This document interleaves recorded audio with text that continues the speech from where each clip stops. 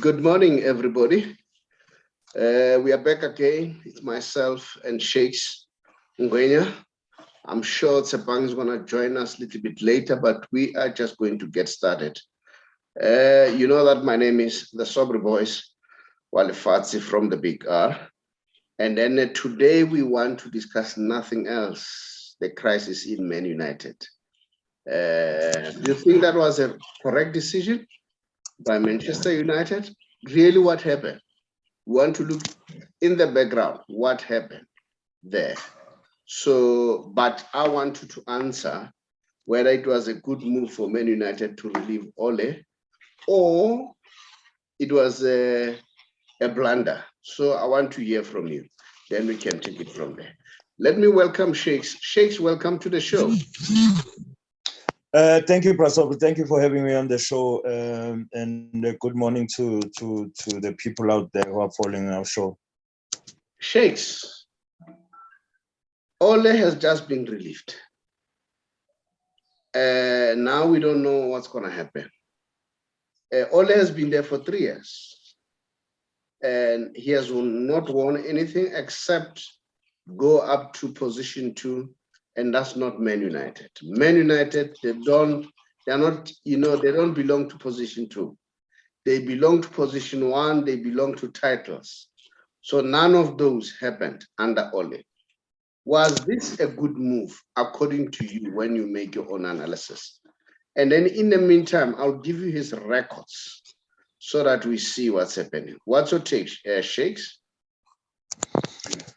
Prasob, to me, honestly, I've said it before, that Man United is not just any team, it's a big team. And a big team like Man United, you need a big manager there to be able to handle a job of that stature, you know. And I always said it that you look at the likes of Liverpool, you look at the likes of Man City with Pep Guardiola, Klopp for Liverpool, with those kind of managers that are competing, Tuchel for Chelsea, it was always going to be difficult for Ole to fit that coaching bracket that those guys have and the experience that they have in coaching, you know.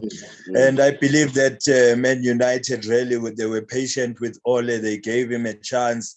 But I think the pressure just got to them because now you don't expect Man United to lose against a team that has not won, that have only won 2 games this season, and they thrashed Man United 4-1. I think the writing was on the wall there that it's game over for Ole. And I wish Ole all the best, but it was always going to be tough for him, you know, competing in this league with such high caliber coaches. And if you look at the records, Shakes, Ole has played 168 games, won 91, drawn 37, lost 40. And then in other words, 52%. That is his win. And I must also confess that I got these statistics from Sky Sport, so I need to acknowledge them. I don't know. If you look at this record, for Man United, like you are saying, for a coach to coach Man United, this doesn't look good. But what worries me about Man United, it looks like they were not ready. They were not ready because you listen to what Man United is saying. We'll have Fletcher as a coach until we appoint an interim coach till the end of the season. Then we appoint a coach. For me, that's chaos. That's chaos. How can you have an interim coach? Do you think the players will respect Fletcher when they know that this guy is just going to be there? You were a player before. I'm sure it does play into your mind when you know that this guy is going to be here for these few days. And thereafter, there's another guy who's supposed to take over. And that guy too is going to be an interim before they can appoint a coach. It tells me that they were not ready. they were not ready. But according to the news, especially in England, they are saying the leadership at Man U, they were fully behind Ole. They wanted Ole to continue until the end of the season. So, because they should have seen it 4 or 5 games prior that Ole was not going to make it. They should have planned. They should have started to talk with other coaches to say, look, there is the possibility that Ole might not be here. And then are you available to take the reins? Do you understand? It looks like they were not ready. And then I think there's a problem. They said the Glazers, they've been behind him. And I'm told that 3-4, when they lost to Liverpool, a decision was taken that he should be sacked. But unfortunately, they say Sir Alex Ferguson pleaded with them that, guys, don't sack him, give him another chance, show him support. And I'm told that when Alex Ferguson was going to the grounds, remember I was complaining about that, it was going to the grounds just to show Ole that he's there supporting him. But he was not going where the senior players were training, but he was within the vicinity. So, but the mere fact, because apparently they said the decision was taken immediately after they've lost. Minutes after they've lost, a decision was taken. They had a 5-hour meeting, and Sir Alex Ferguson was one of the people that was consulted. Although it doesn't mean that Sir Alex Ferguson's voice was going to be more impactful, but he was one of the people who was consulted. And then finally, the Glazers had to endorse the decision that no, he should be relieved and then be taken away. So to me, Man United were not ready. I really don't understand. Sepang, welcome to the show. Maybe you also want to add some few things. And then now, while we are still there, here are the possible replacement. I don't know whether you guys can see this. Can you see this? These are the coaches. Can you see this? Yes. These are the coaches who could replace Ole. Zinedine Zidane, Brendan Rodgers, and Eric Ten Hag, Ralph Rangnick, Pochettino, Laurent Blanc, Roberto Martinez, Ronald Koeman, Luis Enrique, Michael Carrick, Darren Fletcher himself. So these are the possible people who can replace him. I don't know, Sepang, what's your take? But maybe let me take Shakes because Shakes has to leave in the next 5 minutes. Shakes, what's your take? If you look at this. Shakes, I hope you hear me, Shakes. Yes, Prasobe. Yeah, what's your take? If you look at this, these are people who are identified as could be the possible replacement. What's your take out of all this list?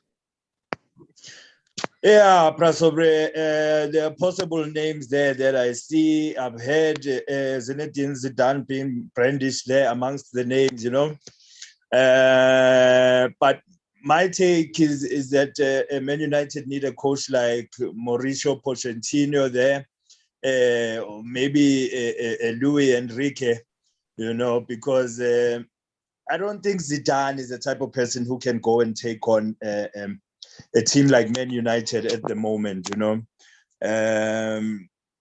not taking anything away from him. He's done well, Zidane with Real Madrid, but he really had a solid team there and players who wanted to play for him, players who were ready to win things. I think there's a lot that needs to be fixed at Man United right now. They need a manager, really experienced manager like a Pochettino maybe can come in, maybe Luis Enrique can also be a good addition for them because they really need to start now and build a team, and build the confidence of the players and take it from there. So Yeah, I think also a Brendan Rodgers would be a good inclusion for them in the team. He's a good manager.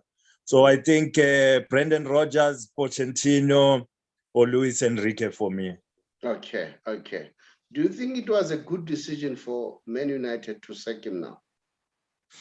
I think Man United have been very patient, Prasobri, and when they didn't sack him against Liverpool, you could see that they are backing him, to improve the results, and it was something formidable for them because everybody was saying that Ole is gone after the game, but they had faith in him. But you can only take so much pain as the management, as the board there of Man United, and I think it was just too much for them.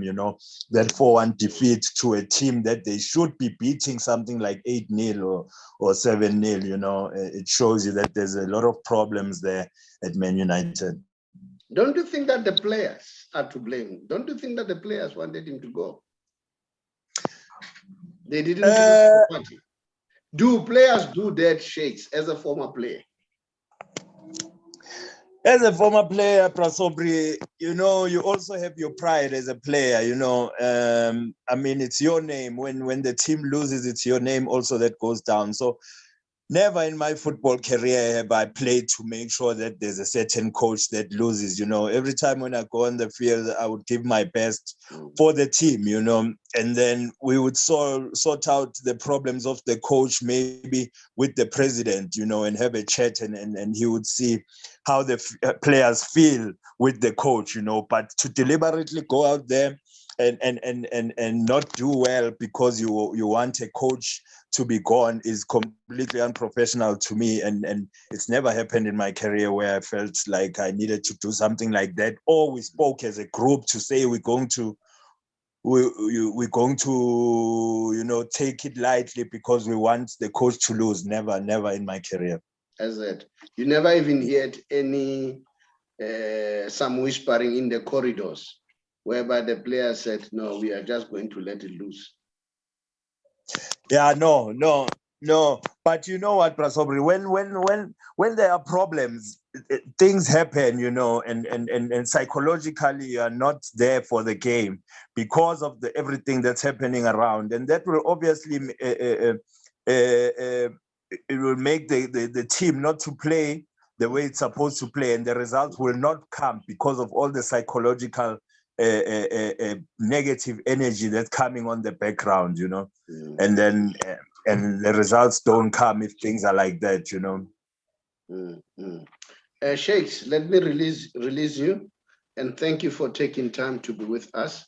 I really appreciate it. I know that you have another commitment, so let's release you, Shakes.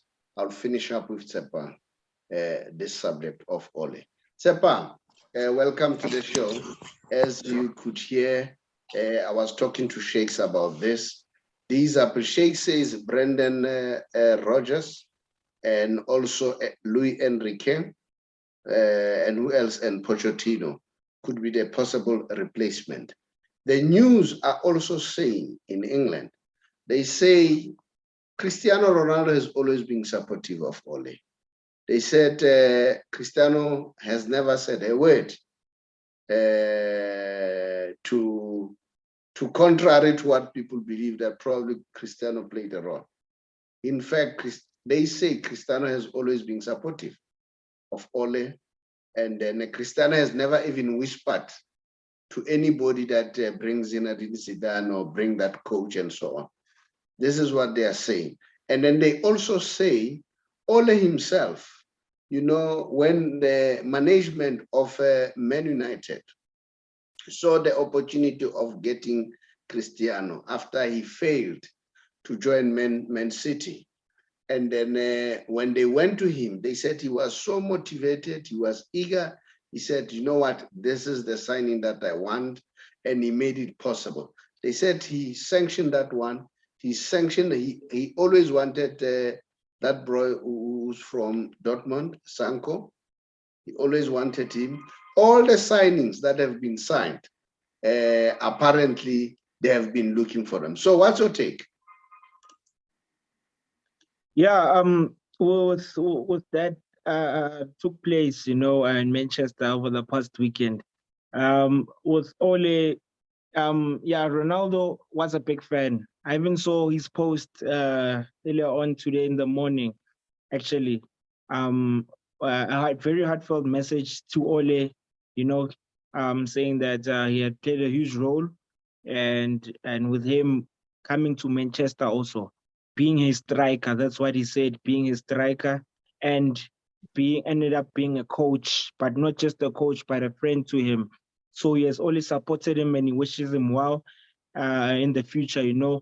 And yeah, so hearing that from him, and with him saying with the rumors that are saying that he has never been involved in any private discussions of Ole leaving or wanting Ole to leave so that they can bring in another coach, really says a lot. Because with the other coaches that the Man United fans want to bring in, it's mainly based on the fans, not the. I don't think it's the players that have any influence within that. It's always been the fans saying that they want Zidane or they want Pochettino, and the other coaches. So I can't wait to see who will be the next manager of Man United. But as they said that Michael Carrick is the one that will be leading the team, even in the Champions League going forward for now, for the couple of remaining games to come. So we'll see who will be in charge going forward. But even there is a whole lot of confusion at Man United camp. They say Darren Fletcher, is it Darren Fletcher who's coaching now? Mm-hmm. He's going to be a caretaker coach, all right? And they are still going to appoint an interim coach who will finish the season. Thereafter, they are going to appoint a coach. That's confusion. Why they have to do that? Why can't they say, Darren Fletcher, finish with the season, all right? Take over and go all the way until the end of the season. The next person that they appoint should be a permanent coach, all right? And they are saying not long, they extended the contract of Ole because they wanted to keep him. They wanted to build a long-term relationship. And they say Alex Ferguson has always been supportive with that view, all right?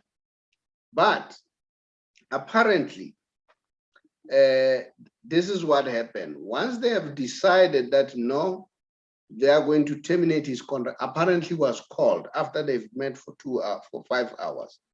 They called Ole, they wanted to reach a mutual agreement that let's pay you a compensation so that it's not a question of you are being fired, there's animosity between ourselves and yourselves.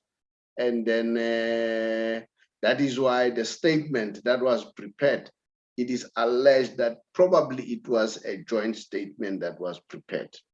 And then, but I don't think Man United were ready. They were ready to know that Ole will leave and somebody will come in and take over.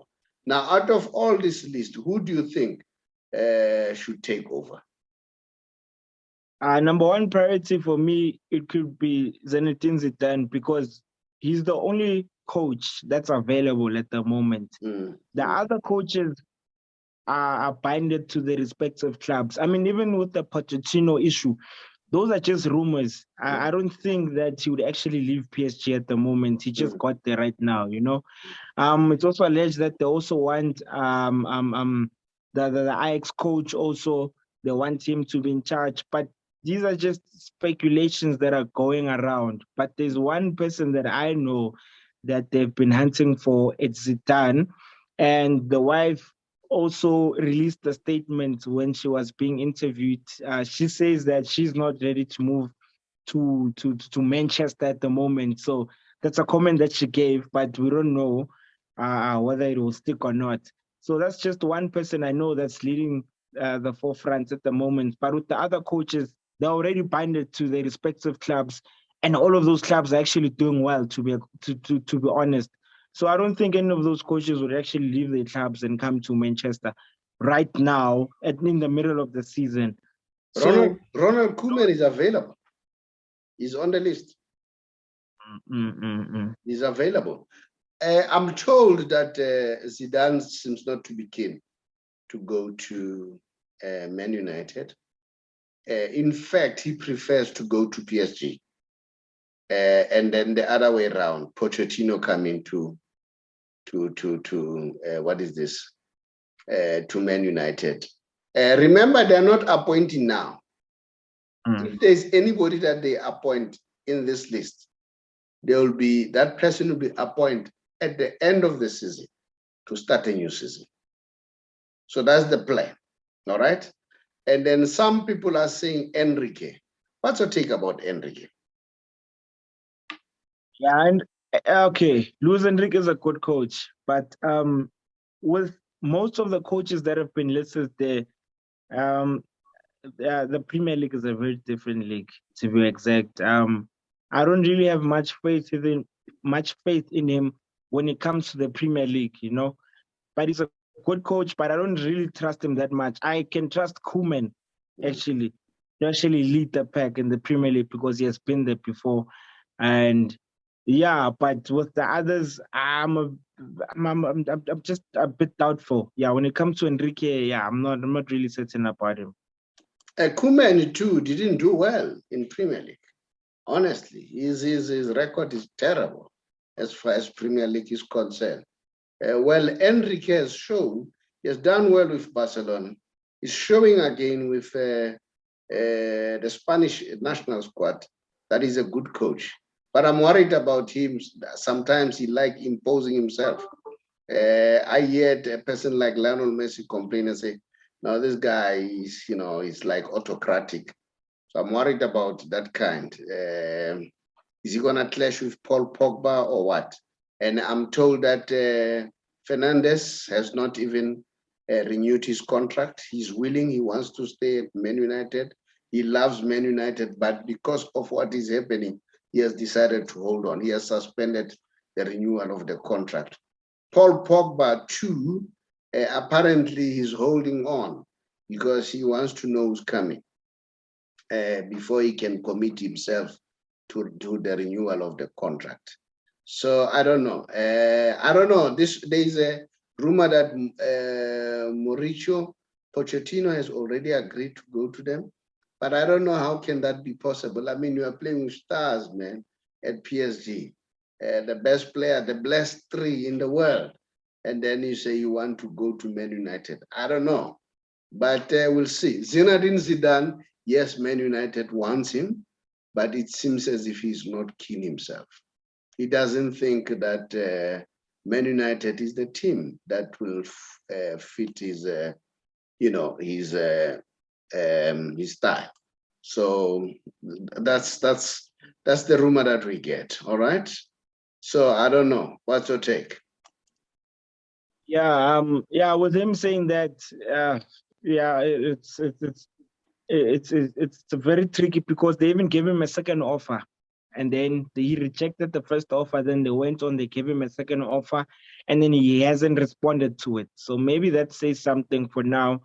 But with Pochettino, but things haven't been going his way. He has pitched here number one on the log, but we've heard a lot of stories about him in Paris that I don't know. He seems a bit unsettled there, So maybe that's why he has also opened talks with the team.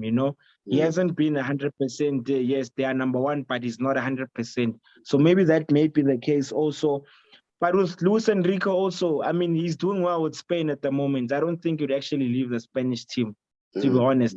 He's still on duty, also still in charge. They're going to the World Cup next year. So why would he want to leave the Spanish national team and go coach club football, So yeah, that's why I said that most of the coaches, they are still in charge with their respective teams and they are doing well. So the only coaches, it's Koeman and Zidane, if I'm not mistaken, then the others are still in charge. So maybe between the two, Pochettino, if it happens, that would be a great signing also. He's a very good coach. I think he would actually cut it with Manchester United, So yeah, we'll see how that unfolds actually. in the next couple of days. But I don't think Michael Carrick will stay as the interim coach. Yeah, I don't see it happening. Yeah, because let's look at this way. I hear what you are saying. Remember, I keep on reminding you, they are not looking for somebody that they will appoint now. The person will be appointed at the end of the season. And then I know some of the coaches, they enjoy club football than national football. Remember, the national football, there is too much break. So some coaches don't like it. And the Man United, it's a big brand, you know. So I'm sure some of the coaches want to be associated with that. I don't know. Now, the last question that I would like to ask you, do you think this was a correct move for Man United to sack Ole at this point in time? They should have done it a long time ago, to be honest. It's been long overdue. A club like that, with so much rich history, and with the signings that they have this season, should actually be competing for everything this season. You know, they've got the quality, they've got the players that any team would actually wish they could have. But where they are right now, it's very disappointing. It's been long overdue. I mean, as I said before, it's like when Chelsea had Frank Lampard, they made the most expensive signings in the league, but Frank Lampard just couldn't cut it with the team. You know, he had everything, but he wasn't fit to coach the team. Same applies to Ole. He has a team, but he just can't manage, you know, the players. So there's only certain coaches that are able to carry such players, you know, the likes of Tuchel. If Tuchel would come to Man United, I definitely would actually handle the job. If Pep would coach Man United, he would definitely handle the job. So certain coaches can, but others just can't. Zidane was lucky, we could say, with Real Madrid. He had never had any experience outside, but I think he was actually lucky to actually even have those titles that he carried with Madrid for the past remaining 3 years in a row, you know? So only few coaches can do that. But with Ole, it actually took time and he couldn't actually cut it. So I think a bit of experience is needed to control such players, you know? So yeah, it was just not his time at the moment. I don't think I agree with you when you say Zidane was lucky. He was not lucky. You know, a good coach, you see him during substitution. There were many games whereby they were in trouble. When Zidane was making a substitution, that substitution will make an impact. So I don't think he was a lucky coach. He could read the game very well. Yes, when I say lucky, I mean those kind of words actually, you know, that he would actually read the game. He was very smart, you know, he was very smart when it comes to that. That's the luck I'm talking about, you know. But with Ole, he had the good players, but not very smart in using the players, you know. Even when the boys are trailing, you could only rely on one person. That's why I'm saying that it was long overdue. Ronaldo's been saving Man United for the last couple of weeks, a long time ago. He's been saving all his job, to be honest. We all know that. So it was bound to happen, you know. That luck was eventually going to run out. They say the other handicap for Zidane is English, because they said he's not well conversed when it comes to English. So they're a little bit worried that maybe that could be one of the handicaps. But we'll talk later, especially talk about the coaches. These are the next game for Man United. They are playing Villarreal soon, Champions League. They are playing Chelsea, they are playing Arsenal, Crystal Palace, Young Boys, and Norwich. It doesn't come tougher than that. It's getting tougher and tougher. And then now I want to check the expenditure they've done as Man United.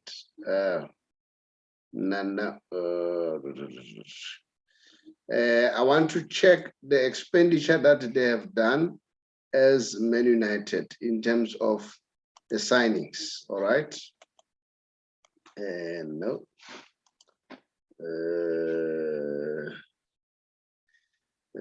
Where is that? Let's see.